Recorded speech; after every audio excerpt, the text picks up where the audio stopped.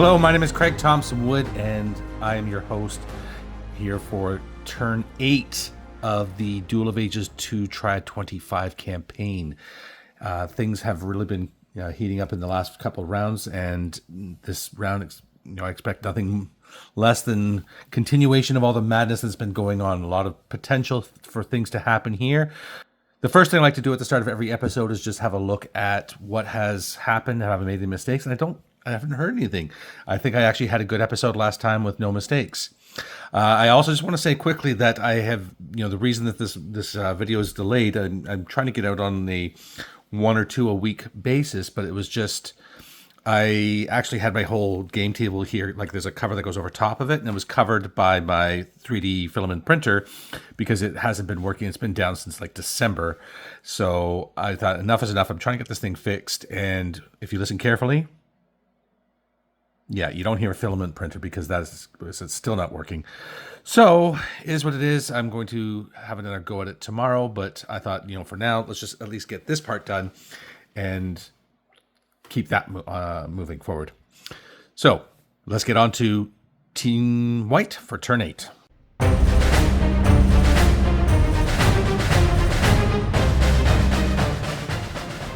So in looking at the free action phase for Team White, I don't think there's any free actions that they can do. There's nobody that can be trading any items, and nobody has any free actions. Just like useless Dr. Panopoulos here, he might as well have a cup in his hand, standing outside begging for cards, because that's what he's really good at, is this moving cards around the board and stuff like that. He was really good in the first couple turns, but now not so much. So enough picking up Panopoulos. We're going to just get right on to... Well, actually, hold on. I'm just looking and just making sure, like I was looking at the cards, and Leah Vestry does have a red-tailed hawk. So she could release this in the free action phase. And I'm just wondering if that's, it's 12 movement, 2 health. You can at least attack somebody. Is there anybody? No. Yeah, she's got like a damage of 0, so you really have to just kind of hope to do 1 damage. It's more of a nuisance thing than anything else. I don't know. I think for now, I don't really see a point to it. So I'm just gonna, if I'm just doing it for the sake of doing it. So we're going to move on then to the firing phase. There is 1 free action to do, and that is down here. These are the cards that were left at the corpse of Bill Hickok, which is now going to be picked up by Reaver Mark 7. So Reaver Mark 7 now has a gun and grenades, and he's actually good with this gun. You look at the bottom of his card here. You see he has the matching symbol. That symbol matches the gun, so he is good with his compression rifle. So look out, the tank has a gun. So firing phase, Reaver Mark 7 has nothing that he can shoot at. I know when he's on a mesa he can see over things, but I'm going to say domes block line of sight.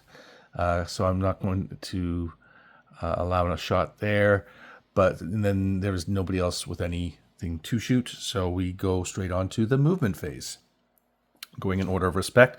I can't take a chance here with Dr. Panopoulos anymore because Melina Arabato is coming in, and she's going to kick his butt if he's still hanging around there. So he's only got 5 movements. So he's going to go 1, 2, 3, 4, 5. And just be stuck outside there. But what else is he going to do? All right. Ace Cannon. Ace is up here at that dome up here. So he is going to go, he has a movement of 7. He'll go 1, 2, 3, 4, 5, 6, 7. And he also sort of sit inside there and block the entrance to the Colonial Labyrinth so that Blaylock can't make it in. And, you may have a surprise for Blaylock, or Blaylock comes picking a fight with him. Then we have Benedict Arnold. Now, I really kind of thought about what Benedict Arnold's going to do, because, there's the big bunch up here. But now,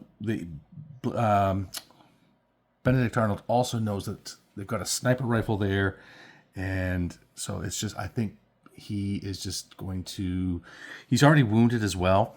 So going to simply go... where is it here? 1, 2, 3, 4, 5, 6, 7. So he has 7 movement. He's just going to run into Lith's chamber there. And Yeah, let's see what we can do. See, I'm sure you can figure something in there, but just trying to get some cover, trying to stay away from the guns and things. And then Robin Hood.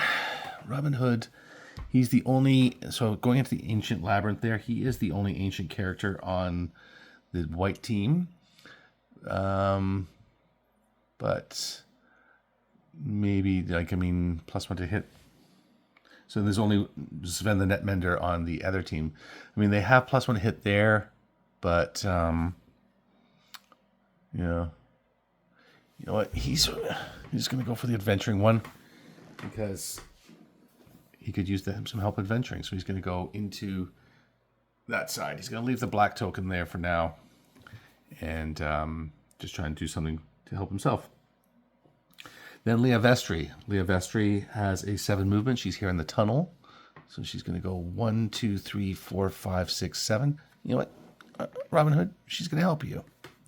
There you go. So we got those two working together to push a white token into the labyrinth and right down to the bottom. And then finally, Reaver Mark 7 has been slowed down because last turn Team Black was able to pull that 1 token up. And so he is only moving 5. But going down, I can take this token away now. Going down the mesa, it does not cost any extra movement as it does going up. He's going to go 1, 2, 3, 4, 1, 2, 3, 4, 5. And he's going to come around there and try and get a line of sight onto these ones now that he has a gun. And that's going to be it for the movement. So for op fire, I would say, yeah, they would have a line of sight to him as he's coming around the... Just look at that. No, you know what? Center to center, it goes right through the corner of the mesa there. So they don't have an line of sight on him quite yet. Saudi, and then any other op-fire shots of Blaylock does not have a gun. No, he does not. And nobody else was out of a dome. That would be in any line of sight to see anything that was going on. Like anybody here, it was just they're here, but then there's nobody that they would have seen, as Leah Vestry was in the tunnel down there. So that was it for op fire, meaning that's it, meaning there was none. So on to melee, and again, no melee. So on to adventuring. So we do have adventuring, and the adventuring we have is in the Ancient Labyrinth. So I'm just going to reach over here, pull out a card. We will do Leah Vestry first. No, we'll do Robin Hood first. And the card is Getting Out. Stealing the war plans was only a start. Now you have to make it out of the enemy camp. Well, this sounds like a very Robin Hood kind of thing to do. So looking at the symbols, we see he does not match the symbols. He has a 7 wits, and it is a 7 wits challenge. And he matches the age. So he's actually an attacker better by 1. And attacker better by 1 is... failure. He failed. Poor Robin Hood, he's not had a good game. You were never able to master your guilty face. And he is dismissed. He goes to a green dome. So he goes... Green dome. We have 2 green domes here. That's all we have. So, no. Let's go close to the colonial one. He's just trying to do that. So that's it. So then Leah Vestry has an opportunity to try the same. She's not nearly as good as Robin Hood was, though. She could beg for mercy, get banished, get a new card, but I think she's better off just trying it. So look at Leah Vestry. She has no matching symbols, does not match the age, and she only has a 5 wits to the 7 wits challenge. So it's a defender better by 2, and defender better by 2 is a squeak. So squeak says you return with the plans, but mortally wounded. So she's getting a card, and she is dismissed, but she does not get to push the token onto the board. So we'll keep that one here. That's still there. And she's getting a card. She's going to get a common card. It'd be lovely if we could get like a bow for Robin Hood. That would be amazing. But we didn't get a bow. We got an injector. If the injector causes damage, the target takes 1 additional poison damage. Machines and bots are immune to poison. The injector proved to be an effective mass-produced weapon for fighting the Reeker infestations during the time of Fallen Skies. Tipped with an injector containing 40 doses, this specially designed poison incapacitated a Reeker almost instantly. All right, so yeah, she's not good with that, and she's not strong enough to use it, so not good for her. Robin Hood could use it, though. So we're looking for something for Robin Hood. There you go. And yeah, he's not a slouch in combat. So this could be good for him, if she can get it to him. All right, and then she is dismissed. And she is going to... okay, pull a card here. There we go. A Yellow Dome. Oh, wow, that was a good card. Yellow Dome. So Yellow Dome is here, here, and that's it. So those two. So I think she's going to hang out with Robin Hood. Come down there. I mean, there's just too much going on here. Too many of the Team Black members. It just looks like just not a good place for her to be hanging out right now. And that is it for adventuring. So as the teams are dying off now, and the turns are getting quicker. So that is it for Team White. Let's take a break and get on to Team Black.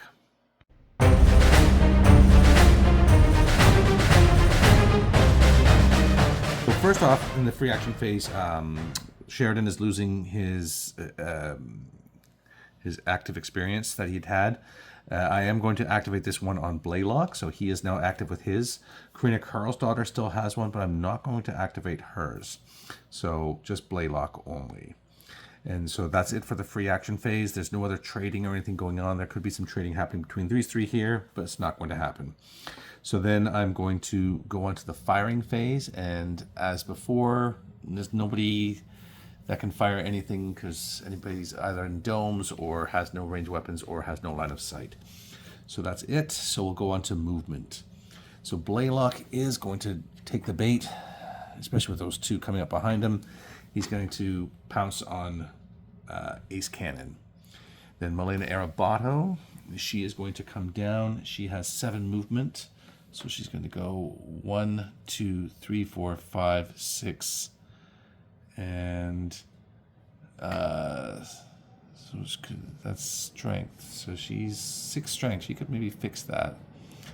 There's an Ulf there who can maybe fix that. So there you go. 7. So 1, 2, 3, 4, 5, 6, 7. She's just going to come down to there. Because this vortex would be for healing, and she doesn't need any healing. So yeah. So then Agent 911.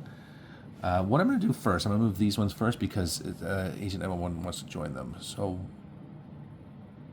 1, 2, 3, 4. They're going to come to there. Now, yeah, so when they come here, that is going to put them... that is going to put them in sight there. So... yeah, they're all. I'm going to do all that because the movement happens first, and then Reaver Mark 7 will get to make a choice as to which one he's going to fire at. So they've all moved. Diaz Elgato, he's all the way over here. He's got a 7 movement. 1, 2, 3, 4, 5, 6, 7.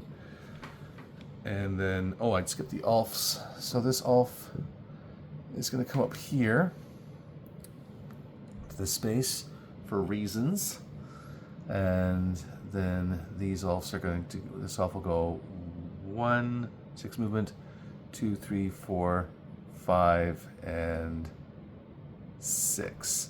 So she's going to use her phase cube to go through there, and then this one's going to go 1, 2, 3, 4, 5, 6, just up to there. So the Ulfs are all swarming all over the thing there. And speaking of Ulfs, we have one more down here. And she is, we have these extra cards here. So, that's actually kind of funny. We'll, yeah, she's just going to come around here and, well, I'll put on top of her because she's going to deal with that, broken door there. The movement, everybody has moved. That is all the movement. Just double checking the board. Yes, that is it. Okay, so let's move on then to the op fire phase. So in the op fire, we finally do have op fire for Team White. And what they're going to do is Reaver Mark 7 is going to fire into here. Now, looking at our combatants, Sven the Netmender is 6 health, and he's not been wounded. So then there's Christina Karlsdottir,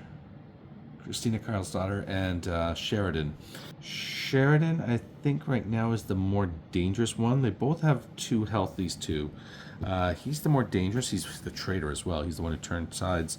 But he's got the gun and the tomahawk and everything, and he knows how to use a gun. Well, he's good with got a good aim. So Reaver Mark 7 is going to shoot him. So Reaver Mark 7 is shooting the compression rifle. Has the matching symbol, so he's getting +1 to hit. So Reaver Mark 7 has a point of 8. Oh, so it's not point, it's aim. Oh, good thing for Sheridan. So it's an aim, point of 4. So, and Sheridan has a stealth of 5. So it's a defender better by 1, but Reaver Mark 7 does get +1 to hit. So it's attacker better by 0. So it's attacker better by 0, and attacker better by 0 is a miss. So that was all for naught, and that is it for op fire.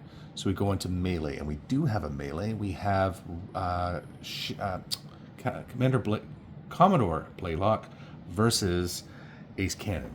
Now, Commodore Blaylock does have the experience marker on, so he now has a wits of 8. And Ace Cannon has 8 + 1 is 9, so Ace Cannon has a 6.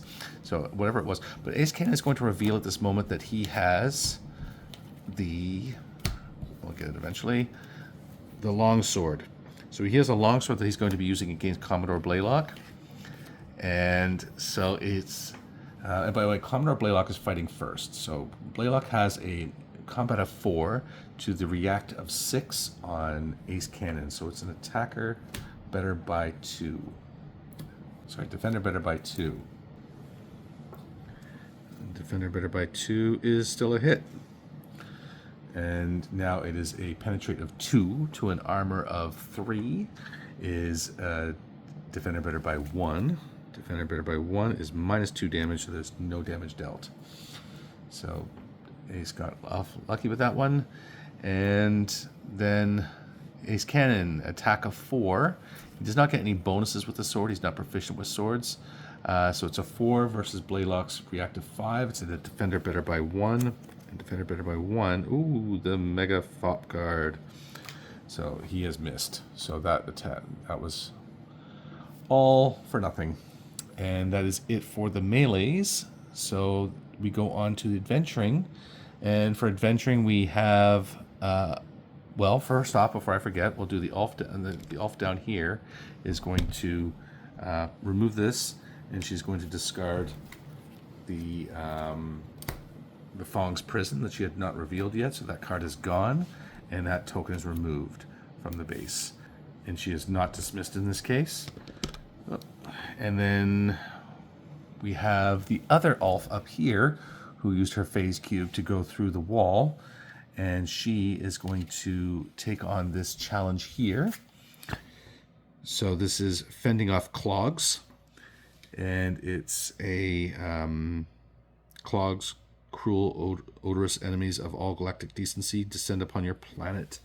So looking at the symbols, she does match this mushroom type symbol. She does not match anything else, but she also matches the age. So she has +2. She has only a point of 2. So, but she also gets the wasp, which gives her +2 on, Team Base Adventures. Oh, I hope I didn't do that wrong before. All right, so it's a defender better by 2, so it's not a great challenge for her. But defender better by 2 is still a success. She's done it. Not in a maze, so there's no more Ulfs coming out, but she has done it. So let's read the card and see what it says. Defeating many with your Insphincterator pistol, they flee back into space properly chastised. So she removes this token from the white team's thing there. And then she is gains a card. And she will take, let's see, she has those. I think she'll take an elite card. Or a secret card. Secret card is Camouflage. Gives her +1 stealth. Okay, that's cool. And then she is dismissed. That one's done. And she is dismissed to the Blue Dome. So this one goes to a Blue Dome. So there's 2 blues up there and a blue down here. But there's also a big nasty robot up there. So I think, you know what? I think they're just enjoying this futuristic dome. Let's put her back up there. And that is it for adventuring. Yep. So we are done. So like I said, turns are going quicker now that there's less players to have to deal with. But I guess not as exciting a turn as some of the others, but not all turns are going to be dramatic. That has been, but we're nearing the end now. We're into the last quarter of the thing. There's only 12 turns to the game. So things are kind of going back and forth here. Still anybody's game. All right. If you've seen any mistakes I've made, please do let me know in the comment section below. Otherwise, please do hit like and subscribe. It does help the channel, and I really, really do appreciate it. And until next time, I'm your host, Craig Thompson Wood, saying thanks for coming to the classroom.